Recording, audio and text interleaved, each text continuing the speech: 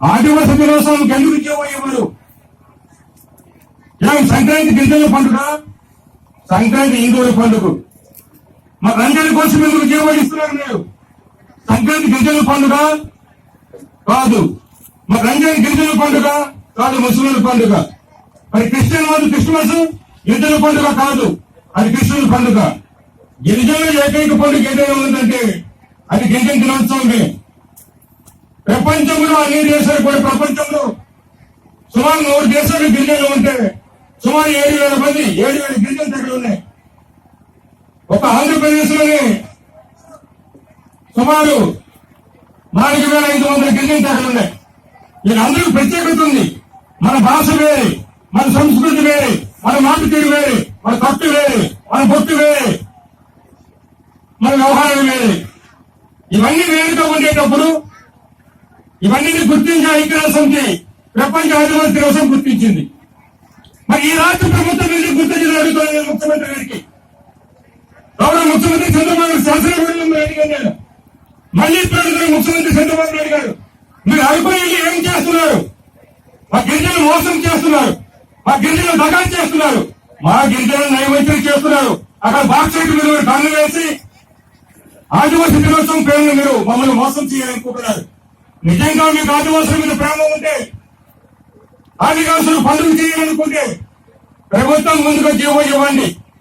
GO ఇచ్చి ఇంకా మామూలందరూ కోరినట్టుగా ముందుగా గిరిజన ప్రాంతంలో పనిచేసిన అన్ని డిపార్ట్మెంట్ సైతం ప్రకటించండి. ఒక విద్యా సంస్థలకే కాదు, గిరిజన ప్రాంతంలో ఇక్కడ ఏ డిపార్ట్మెంట్ పనిచేస్తున్నారు అన్ని డిపార్ట్మెంట్స్ కూడా మీరు సెలవు ప్రకటించండి.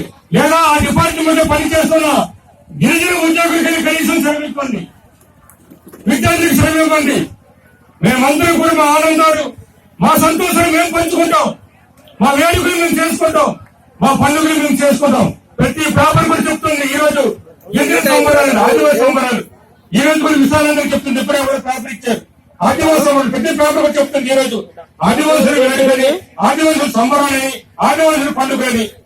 మీరు సంక్రాంతి సంబరాల కోసం డబ్బులు ఇస్తారు, సంక్రాంతి సంబరాల కోసం కూడా మీరు జీవాన్ని చేస్తారు. గిరిజనులు మీకు అక్కర్లేదు. ఏం గిరిజనుల కింద మంత్రి చంద్రబాబు నాయుడు గారు? గిరిజనులు మనుషులు కాదా? గిరిజనులకి ఏం చదువులకి తెలివి తక్కువ అంటారు. మీరు మొన్న సభలో మాట్లాడుతూ గిరిజనులు తెలివి తక్కువ, వాళ్ళు గిరిజనులు మందబుద్ధులు అంటారు. నిజంగా మా వేదిక మీద గిరిజన పెద్దకి ఐక్యత నీళ్ళు ఉంటే, గిరిజన బాబుని ఉంటే ఇలాగ మాట్లాడే ప్రతి ఒక్కరికి సరైన సమయం బుద్ధి చెప్పవలసిన అవసరం వస్తుంది. మన ఐక్యత ముందు నేర్చుకోవాలి. మనం మాట్లాడే ముఖ్యం కాదు. ప్రతి ఒక్కరి మరి వేదిక వేదికలో మాట్లాడతాం, బయటికి వెళ్ళిన నీళ్ళని ఎవరిని కూడా ఒకరి కూడా సహకరించాం. గిరిజన ప్రజలకు ఉద్యోగ సంఘాలు సహకరిస్తాం, ఉద్యోగ సంఘానికి గిరిజన ప్రజలు సహకరించారు, విద్యార్థులకేమో ఆ అవసరాలు మేము తీరుస్తాం. అందరూ ఒక మాట మీద నిలబడేటప్పుడు జరుగుతాయి. ఎందుకు గిరిజనులకు పంచబడేది అనుకోని నేను గతంలో కాంగ్రెస్ ప్రభుత్వంలో ఉమ్మడి రాష్ట్రంలో ఆదిలాబాద్ జిల్లాకు చెందిన భీమరావుకు మంత్రి పదవి ఇచ్చారు. విశాఖపట్నం జిల్లాకు సంబంధించి మత్స్యరాజు పాలనకు మంత్రి పదవి ఇచ్చారు, 2 మంత్రి పదవులు ఇచ్చారు. మరి ఈ రోజు ఎందుకు ఒక్క మంత్రి పదవి కూడా ఇవ్వలేదు గిరిజనులకి? గిరిజనులంత చిన్న సూపాలని వెళ్తాను, గిరిజనులంత హేళనాన్ని వెళ్తాను. ఇదన్నా ప్రభుత్వ విధానంలో వెళ్తాను నేను. మేము పుట్టక ముందు గిరిజన సలహా మండలి ఉంది ఈ ఆంధ్రప్రదేశ్ రాష్ట్రంలో. మేము పుట్టక ముందు నుంచి కూడా 1958 నుంచి కూడా గిరిజన సలహా మండలి ఉన్నది. ఆ గిరిజన సలహా మండలి ఎందుకంటే గిరిజనుల బాధలు, ఇబ్బందులు, సమస్యలు ఏమంటే దాన్ని మాట్లాడించుకొని దాంట్లో తీర్మానం చేసి ఆ తీర్మానం ఏది చేసిందో కేంద్ర రాష్ట్ర ప్రభుత్వాలు అమలు చేయాలని గిరిజన సలహా మండలి. కానీ గిరిజన సలహా మండలి కొత్తగా ఏర్పడిన తెలంగాణ రాష్ట్రం ఏర్పాటు చేసింది. మన రాష్ట్రంలో 4,444 చెట్ల గ్రామాలు ఉన్నాయి. అందులో ఒక విశాఖపట్నం జిల్లాలోనే 3,400 ఉన్నాయి. ఇన్ని చెట్ల గ్రామాలు ఉన్నా మన రాష్ట్రంలో కేవలం 1,564 చెట్ల గ్రామాలు ఉన్నాయి. దానికి మనం ఏర్పాటు చేస్తున్నారు గిరిజన సలహా మండలి. గిరిజన చిన్న చూపు కాదా, సురకల భావం కాదా, దాని కాదా ఈ ప్రభుత్వాన్ని అడుగుతాను నేను. అలాగే గిరిజన కమిషన్ ఇస్తామని మీరే చెప్పారు ముఖ్యమంత్రి గారు. ఎందుకు గిరిజన కమిషన్ ఏర్పాటు చేయాలని అడుగుతాను నేను. మరి హరిజనులకి చూస్తున్నాయి, ఎస్సీకి ఎస్టీలో కమిషన్ ఉంది. మరి ఆ కమిషన్ ఇంతవరకు కూడా ఒక్కసారి కూడా ఉమ్మడి రాష్ట్రం ఇంతవరకు కూడా ఎస్టీ వారికి ఎందుకు ఒకసారి కమిషన్ చేయలేదు. ఒక్కసారి కూడా ఎస్టీ వరకు కమిషన్ చేయాలని మీరు ఎప్పుడైతే గిరిజన మోసం చేయడం ప్రధానవుతాను, గిరిజన నయవంతులు ప్రధానవుతాను, గిరిజన దగా చేయడం ప్రధానవుతాను నేను. అందుకే నేనే కాదు వైఎస్ఆర్ కాంగ్రెస్ పార్టీలో గిరిజన ఎమ్మెల్యేలందరూ కూడా ఆదివాసీ పరిషత్ పెద్దలు కూడా ఇక్కడ ఉన్నారు. ఆదివాసీ పరిషత్ పెద్దలు కూడా బహిష్కరించాం, బాయ్కాట్ చేశాం.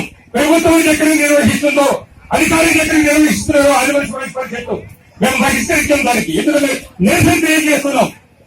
మరి గిరిజనులందరూ నిరసన తెలియజేయమని చెప్పాం. నిజమైన గిరిజన అయిన వాడు ఎవరైనా, నిజమైన గిరిజన పరిస్థితులు ఎవరైపోయినా, నిజమైన గిరిజన వ్యక్తులు ఎవరిని ప్రవహిస్తే తప్పకుండా వాళ్ళు నిరసన తెలియజేస్తారు. ముఖ్యమంత్రి గారిని గిరిజన శాఖ మంత్రి నిలదీస్తారు. దొంగ గిరిజనులు ఎవరైతే ఉంటారో వాళ్ళని నిలదీయారు. వాళ్ళు గిరిజన తరపున మాట్లాడే హక్కు కూడా లేదు. అటువంటి మరి కూడా సరైన సమయంలో బుద్ధి చెప్పవలసిన బాధ్యత వేదిక మీద గిరిజన ప్రజలకి, మన గిరిజన విద్యార్థులు కూడా వీళ్ళ తల్లిదండ్రులకు చెప్పి మన కోసం ఎవరైతే పాల్పడుతున్నారు, మన గురించి ఎవరైతే మాట్లాడుతున్నారు, మన గురించి ఎవరు పాలని ఆడుకుంటూ ఆలోచించవలసిన అవసరం అవుతుంది. దీనికోసం ఈ గిరిజనుల కోసం జీవో ఇవ్వాలి, గిరిజన సంబరాలు జరపాలని చూస్తే ఇంతవరకు కూడా రాష్ట్ర ప్రభుత్వం తీసుకోలేదు కాలేదు. గిరిజన శాఖ మంత్రి మాట్లాడారు, గిరిజన సెక్రటరీ మాట్లాడు, ముఖ్యమంత్రి గారు మాట్లాడు. ఇదేనా గిరిజన సంబరాలు? కేవలం గంటి తొడుపు కోసం మేమేదో గిరిజనులకు ఉద్ధరిస్తున్నామని చెప్పడానికి కోసం ఐటీడీఏ పరిధిలోని ఒక నలుగురు గిరిజనేతలను తీసుకొచ్చి ఆ గిరిజనేతలతో ఉపన్యాసాలు ఇప్పించేసి మనకు పంపిస్తున్నారు. ఆ సంబరాలు ఎవరికి కావాలని అడుగుతాను నేను. అందుకే మీరు వెళ్ళలేదు. గిరిజనులు ఇక్కడ తీసుకురండి. అందరి గిరిజనుల దగ్గర గిరిజన శ్రేయాంధ్ర వాళ్ళకి ఇక్కడ రేగు మహేష్ గారు ఉన్నారు, గిరిజనులతో కూడా పోరాడుతున్నారు. దొంగ ప్రకాశంగా ఆయన రైతులు, ఆయన గిరిజనులతో కూడా పోరాడుతున్నారు. అందుకే వారికి సన్మానం ఈరోజు. గిరిజనులతో ఎవరు పోరాడుతారు అని మనకు కావాలి. ఆ రోజు రంపరాపు సత్యం లక్షకి ముద్ర వేశారు కానీ కాదు, ఆయన గిరిజన నాయకుడు. ఆదిపట్ల కైలాసం కూడా లక్షకి ముద్ర వేశారు కాదు, ఆయన గిరిజన నాయకుడు. అలాగే సీనియర్ ఐఎస్ ఆఫీసర్ మనకు సీనియర్ ఐఎస్ బిడి శర్మ గిరిజనుల కోసం చివరి వరకు కూడా ప్రాణాన్ని కూడా త్యాగం చేశారు. బిడి శర్మ, బ్రహ్మదత్త శర్మ, బిడి శర్మ అంటే సీనియర్ ఐఎస్ ఆఫీసర్ ఆయన. ఎస్ఆర్ శంకరన్ పెళ్లి చేసుకోకూడదు జీతం కూడా ఈ స్కీమ్ అన్ని పెట్టారంటే ఇన్ని ఈ హాస్టల్ స్కూల్స్ కానీ హాస్టల్ పెట్టారంటే ఎస్ఆర్ శంకరన్ దయ్య. మన రిజర్వేషన్ ఇంకా ఉన్నామంటే, అంబేద్కర్ గారు పెట్టిన రిజర్వేషన్ మనకు ఉన్నామంటే బిడి శర్మ గారు దయ్య. వాళ్ళందరూ గిరిజనేతలు, బ్రాహ్మణులు వాళ్ళు, కానీ మనం పూజించాలి వాళ్ళని. అదే సీతారాం రాజులు, బిడి శర్మలు, ఎస్ఆర్ శంకరన్లు, ఆదిపట్ల కైలాసాన్ని, వెంపరామ సత్యంలు పూజించాలి. మన నాయకులు మరి కొన్ననే ఉన్నారు. ఎస్ ముండావు ఉన్నారు, కొమరం భీము ఉన్నారు, బిడి చక్రవర్తి ఉన్నారు, మిషన్ చక్రవర్తి ఉన్నారు. వరుస ఎంతో మంది మన నాయకులు ఉన్నారు. మన నాయకుల్ని మనం గౌరవిస్తూనే మన కోసం ఎవరైతే ప్రాణాలు త్యాగం చేశారో, మన కోసం నిరంతరం ఎవరైతే కృషి చేశారో వాళ్ళకి మనం కూడా పూజించాలి, వాళ్ళు గౌరవించాలి. అందుకే ఈ రోజు ఇద్దరు కూడా జడ్జి సభ్యులైనప్పుడు కూడా గొప్ప ప్రకాష్ దీక్ష వస్తారని కూడా మన రేఖ మహర్షికి మనం సన్మానించాలని ఈరోజు ఈ సభ ద్వారా మనం మనం చేసుకుంటాం. మనకి మన దగ్గర లేకపోలేదు, నిన్ననే పర్వదించారు. ఈ జిల్లాలోని దొంగ గిరిజనుల మీద మొదటి పోరాటం చేసిన వ్యక్తి విన్సెంట్ అంబటి ద్వారా, పెద్ద అంబటి విన్సెంట్ ద్వారా మనకి లేదు. ఆయన చూసి మేమందరూ స్ఫూర్తించండి, ఈ దొంగ గిరిజనుల మీద పోరాటం చేస్తున్నాం. అల్లూరి సీతారామరాజు బ్రిటిష్ వాళ్ళని రక్షించడానికి కోసం మన కోసం పోరాటం చేస్తే అనేక అక్కడ కులాల వాళ్ళు దొంగ సర్టిఫికేట్ తీసుకుంటే వాళ్ళకి ఎదురు పోరాడే వ్యక్తి మన అంబటి విన్సెంట్ గారు. విన్సెంట్ గారు ఆయన లేరు. నిన్ననే ఈరోజు సన్మానం చేయాలనుకుని నిన్ననే చనిపోయారు. హైదరాబాద్ నుంచి వేడుకునేందుకు లేకుండా ఇద్దరు హుటాహుటిని వచ్చి ఆయన దహన సంస్థానికి వెళ్ళాం. ఆయన సంబంధం ఏంటి రేఖ మహేష్కి అయ్యే సభ్యుడు వచ్చారు, గొప్ప ప్రజలకు సంబంధం ఏంటి నిన్న కూడా వచ్చారు. చాలా మంది మన నాయకులు రాలేకపోయి చేసినా కూడా అలా ఉన్నప్పుడే మన గిరిజనులు పలసన అయిపోతాం. ఎందుకంటే మన సూర్యస్పతి చెప్పారు, ఆ చెప్పిన మీద జరగడానికి మన ఐక్యత కావాలి. గిరిజన ఉద్యోగులు ఐక్యత కావాలి, గిరిజనులు ఐక్యత కావాలి, విద్యాశాఖలు ఐక్యత కావాలి. రాజకీయ నాయకులు ఎప్పుడు ఐక్యత రాదండి. ఎవరైనా మన కోసం చేస్తారు వారి కోసం. వాళ్ళు ఎప్పుడు పదవుల గురించి ఆలోచిస్తారు, గిరిజనుల గురించి ఆలోచించారు, పదవులు కావాలని.